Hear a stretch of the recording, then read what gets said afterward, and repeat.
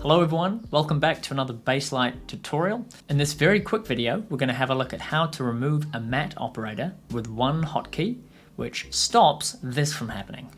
If you've had the black and white checkerboard of death and you don't know why it happens, this video will explain it and tell you how to prevent it. Let's get into it. So we have a shot here, and I'm going to add a grade layer by pushing P on my keyboard. Say that I want to add a shape matte to this layer. I'm going to do that with the keyboard shortcut S. But say that I made a mistake, I don't actually want to add a matte operator. If I go ahead and delete this, you can see that we're presented with a black and white checkerboard. Now the reason why we're getting this is because Baselight is trying to find a matte to reference and it can't find it. If we select the layer that was referencing the matte, you can see that when we created that shape layer using the keyboard shortcut S, the use matte toggle automatically toggled on for grade. So if I deselect this, you can see our shot comes back to life.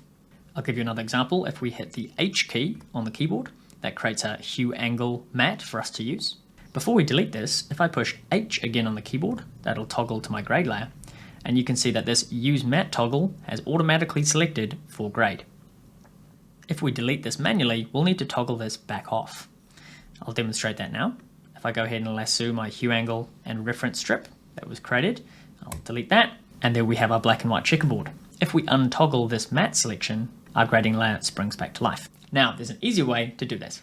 For example, if I have a shape matte on my grading layer here, I can simply hit Shift S. Shift S will remove the layer and automatically toggle my Use Matte selector back to the default.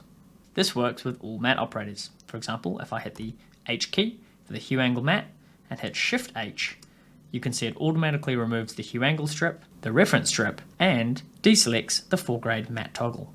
Final example, if I hit the R key on the keyboard, it creates an RGB matte with a reference strip. If I hit Shift R, everything gets reset to the previous behavior.